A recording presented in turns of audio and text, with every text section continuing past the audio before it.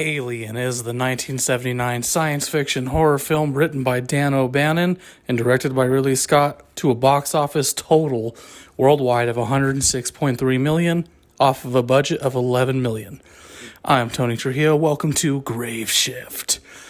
Today's episode we'll be talking about Alien, one of my personal favorites, probably one of the greatest science fiction horror films of all time. And it is about a crew of science officers who are headed home from a recent journey in which they are awoken by a distress signal that they receive from another planet. When they board this planet and they decide to take off and investigate, that is when we learn that the distress signal that they originally received happens to be a warning sign. And then, of course, we have our crew members going onto the planet and into an alien spaceship that they find out of the blue. And they get on board this spaceship and they find numerous artifacts and objects that would point to a form of alien life, in which they also descend upon a room where they find what would be their fate. Now, without spoiling too much, essentially what happens here is you got one scientist who's unfortunately not smart enough to not back away from a potential threat, in which he ends up taking an alien aboard with him when they return to their ship. And from there on, it's pretty self-explanatory. You got yourself a basic science fiction horror film about a group of guys, well, girls too, who are trying to survive an alien infestation or outbreak, if you will, on their ship.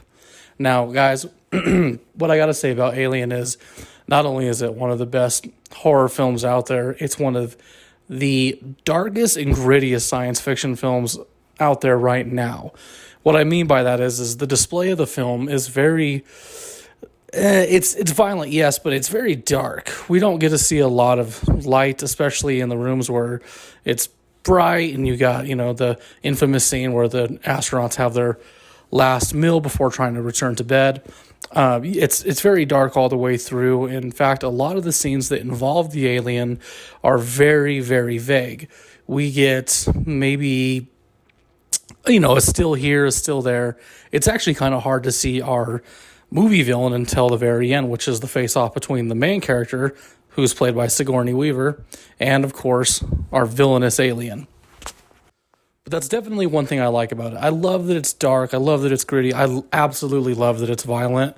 That is something you do get. You get a lot of gore as well. There's some blood in there, of course. It's not like an action film, which is what you'll later get. I mean, this is a movie that spawns numerous sequels, books. There's a TV show now. There's video games. But it is presented as an original horror film. It's got the perfect formula of what you need from a cat and mouse type game. I mean, in this movie, the creature, alien if you will, is stalking each person as if they were prey, and then, of course, kills them off one by one. One thing I also love about this movie is the acting. There are a lot of well-known actors in this. I can't say for sure if they were well-known at the time, but you got Tom Skerritt in there. You got Harry Dean Stanton in there. He's another good actor. A couple other people whose names I unfortunately forgot. But the acting is really great. I mean, it's not just believable. It's also pretty on par, especially for its time. This is a movie that is a really good example of studio versus fans. So, upon release, this is a movie that people just loved. Yes, it got mixed reviews, and the studio didn't like it. They tend to not like it to this day. But you had a bunch of people from around the world that were just in awe with this movie. This is a film that is unlike anything we've ever seen. When it comes to science fiction movies, what we really had a lot of was the alien trying to be our friend, humans trying to make contact with aliens to understand why and what they're doing here and so on. Whereas this is a film where we've got an alien that is just out to murder us. That's, the launching pad for everyone's fear is, are we really the only ones out there, and what threat can another alien race pose? This is the perfect example. But again, this is a movie that, upon release, had mixed reviews, and to this day is considered one of the greatest films of all time, especially in the science fiction category.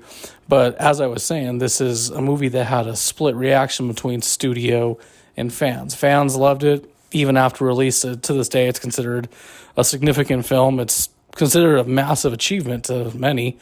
But from the studio standpoint, this was a movie that didn't make enough money to warrant, A, a sequel, or B, their money back. And as I had mentioned, it's a movie that was made off supposedly $11 million, and they had made It's about 106.3 million, or somewhere between there and 200 million, according to Fox Studios. And yes, this is considered a low budget film, an independent horror film, actually, to be exact. But when you look at it now, even though it looks old, because it is, I wouldn't really go as far as saying it's an indie film. It looks very expensive, at least from my standpoint. I love the look of the film because it has that old school futuristic view of what today's society would look like. You know, you got your old computer screens from the 80s that are supposed to look like 2020 and 2030. I love that, and that's what this film has a lot of. Another thing it has is a lot of H.P. Lovecraft style design in terms of the alien and the setting and the alien spaceship, as well as the engineer, as it's called, which is another alien species that is found aboard the alien spaceship. I love how the design looks for these, especially the set designs, not just in the regular astronaut or science officer ship, whatever you want to call it, but just the setting in general. I mean, when we get to the planet, it's very dark, it's cloudy, it's violent, full of storms. You get to the ship and you got, again, this H.P. Lovecraft style creature design. I mean, the walls, they look interesting just in the ship. The ground, same thing. It looks really different. It's definitely something that's more on par with the H.P. Lovecraft, Cthulhu type character, if you will. You can see it all as it unfolds before they even encounter the alien species.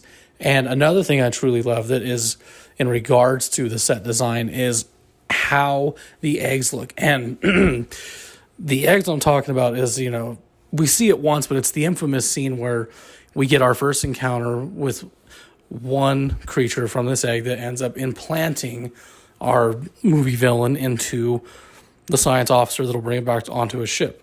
But the egg itself, even that has like a, not only a science fiction look to it, but an ancient, almost like evil deity type creation.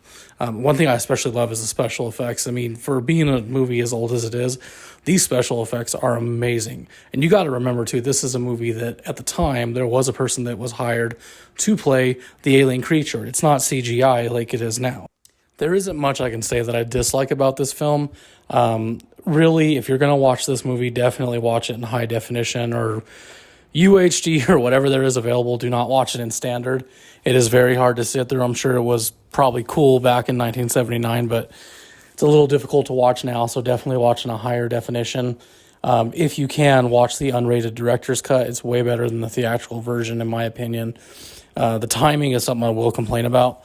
I'm a person that I love long movies, but it's just got to be, it has to match its time frame. It has to feel like there's a reason for a lot of things. And this movie, while the pacing is okay, it's just that the timing feels forever. It does feel like a 3-hour movie, and I kind of wish they would have cut that down a little bit. But the pacing is pretty decent. I mean, you get a lot of stuff that happens right away. But Ridley Scott does this thing where, and he does this with every movie, he likes to give you a lot of visual before just getting right into the action and right into the story. He gives you a lot of visual. You'll see it a lot in the beginning of the film where you got the spaceship that's floating through until they get the distress signal, you know, and they're flying through space, floating. They're flying through, and you get a lot of the atmosphere in outer space. You get to see not only the ship's appearance, but you get to see what it looks like on the inside, and also you get this feeling of what life would be like living in this ship. He gives you a lot of that from a visual standpoint, but because of that, it does take so long. A lot of people would love visual directing. I'm not too big on visual, but you know, it's good for what it is. I'm going to give Alien a 4-star. This is definitely a great film. I know I've said it a million times already, but it's one movie that I could watch over and over and never get tired of it. It is not my personal favorite in the franchise. I'm more for Aliens, the sequel, but we're not here to talk about Aliens, so I give Alien a 4-star. It's probably one of the better scary horror sci-fi films, especially of its time and of today too. I mean, we got plenty of movies. I mean, there's The Thing, there's a bunch of other movies that are practically the same thing. This one by far is the scariest, if that's what you're looking for. Guys, thanks for listening. If there's any movie out there that you want me to review, whether it's a horror film or a horror novel of any sort, please let me know. I'm more than willing to take some suggestions. I definitely love options, and I'll be reviewing a ton of older films. I will try to tackle some newer ones, but I'm more for classics, especially stuff I grew up off of.